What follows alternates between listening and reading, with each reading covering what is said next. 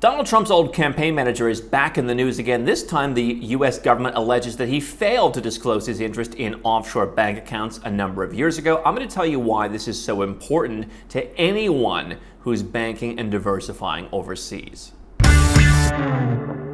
So here's the headline from NBC News, which says that the Justice Department is suing President Trump's one-time campaign chairman Paul Manafort over allegations he failed to report interest in foreign bank accounts ranging from Cyprus to St. Vincent and the Grenadines to the United Kingdom.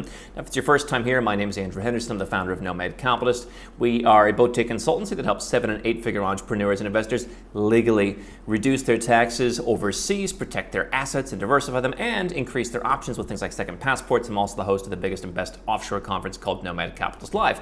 One thing that I've told you from day one, over a decade of talking to you about this stuff, is you have to play it straight, especially if you're an American. There are rules if you open a foreign bank account, if you open a foreign financial account. There have always been rules, but now with what's called FATCA, the Foreign Account Tax Compliance Act, which started about a decade ago, the foreign financial institutions that you may be banking with overseas are supposed to phone home back to the U.S. government and let them know, hey, here's a guy who is an American because he has what's called U.S. indicia. He has a U.S. passport, U.S. green card, U.S. place of birth, U.S. phone number, U.S. address. They can look at any of these things and say, at least prove to us that you're not an American. I will always have U.S. indicia. I have a U.S. place of birth. And so if I want to show a bank that doesn't accept U.S. persons, that I am not a U.S. person since I renounced U.S. citizenship, I need to show them a certificate of loss of nationality. And there are even a couple banks out there that won't accept that. They'll say, once an American, always an American, sayonara. And so this story of Paul Manafort, which was in the news recently, including here in NBC News,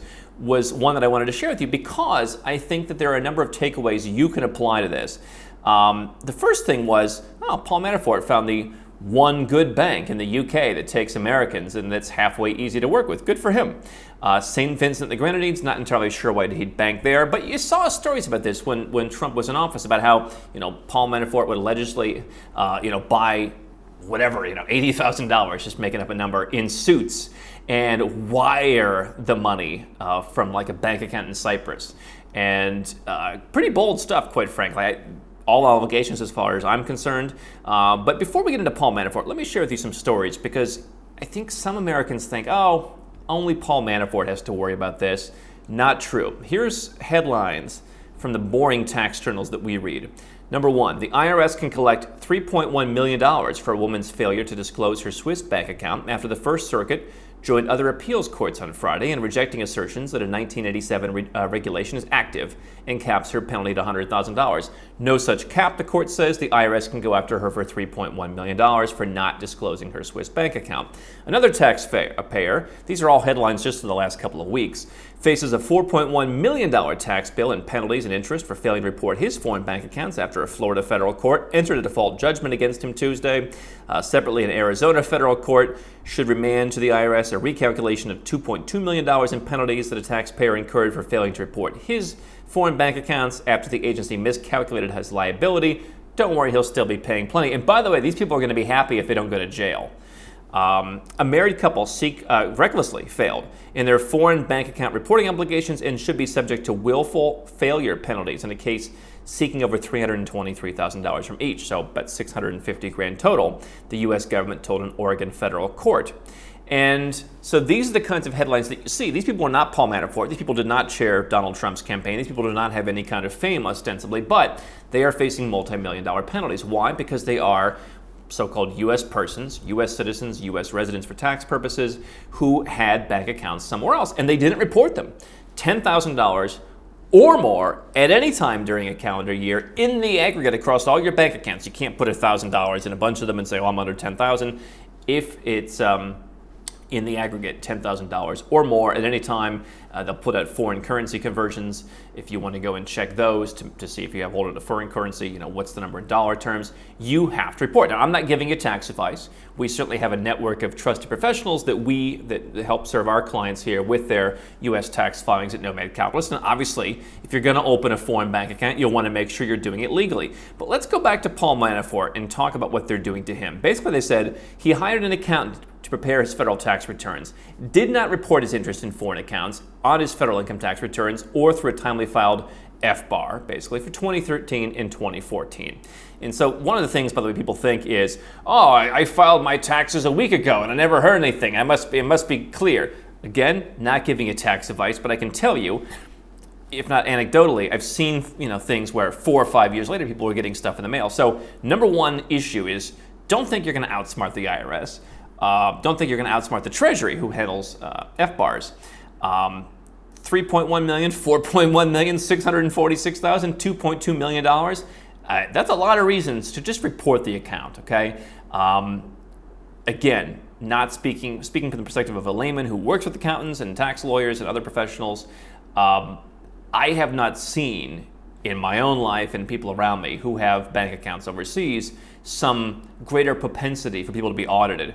I've seen people be audited who had nothing to do with the offshore world. They just got selected. Now, certainly what Elizabeth Warren and company want to do is increase audits on wealthy people who may be more likely to have these kinds of accounts. But listen, plenty of people have these accounts and they just report, hey, I live overseas. I have a job in Germany. I've got an account there. I pay my rent, I pay my mortgage.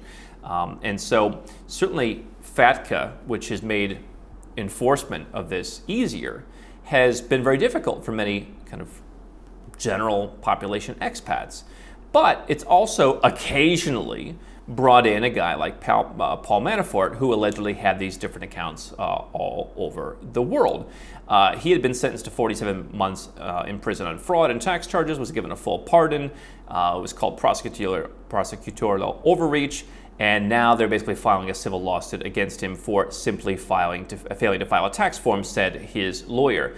But it's really not that. This is a very serious issue. They can come after you with substantial fines and penalties, not just for offshore bank accounts, but also brokerage accounts, other kind of financial accounts. We've seen that some kind of precious metals accounts could be reportable, not necessarily allocated and segregated physical gold outside of the banking system, but stuff where you're buying something, I won't name any names, but you're buying kind of fractions of gold. That has sometimes been deemed reportable. Now, sometimes this is open to interpretation, but it's perhaps better to be conservative. Certain crypto accounts have been deemed FBARable, as it were. And by the way, now the US government wants to drag crypto into this whole international reporting system where if you have crypto overseas, you would have to report it. And so it's not just foreign bank accounts and brokerages, perhaps anymore. It will now be perhaps crypto accounts. Perhaps they'll add other stuff.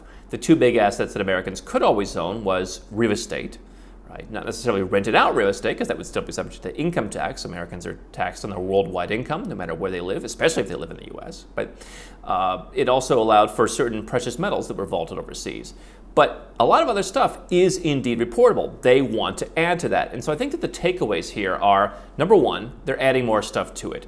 Number two, the likelihood that if you don't file correctly, that they're going to come after you eventually is higher than a lot of people might think. And so I've always said, just do what you're legally required to do. Disclose the bank accounts, disclose the financial accounts. Eventually, if you choose to renounce your citizenship, you can stop doing that. And then you can open up whatever accounts you want. And then you have total privacy. Unless you're married to an American, and then you have to do it a special way to make sure you keep your privacy.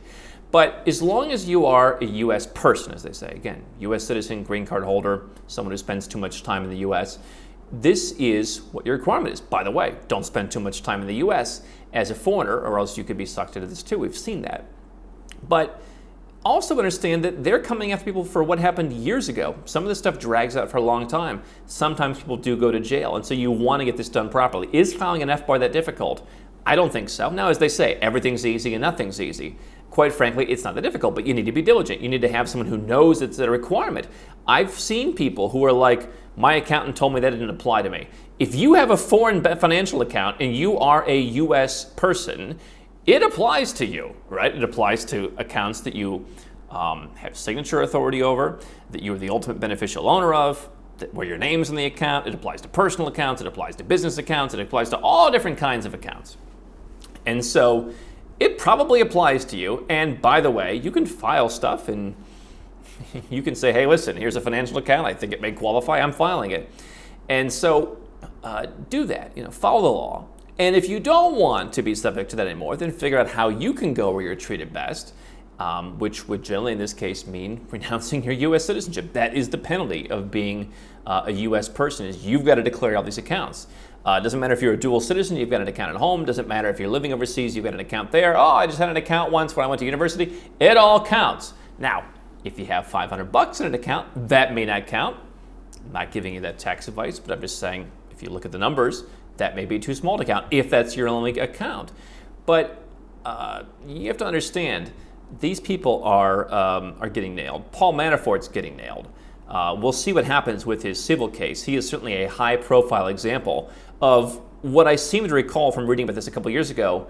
They alleged some pretty brazen stuff. Like, again, just having a bank account in Cyprus and wiring that money into the U.S. seemed pretty easily traceable to me. So I don't know the situation with Paul Manafort in particular. Obviously, a lot of this is allegations, but they are coming after him for $2.9 million. And that's reason enough to disclose. And if you don't want to disclose, then figure out what the steps to take to get to that point.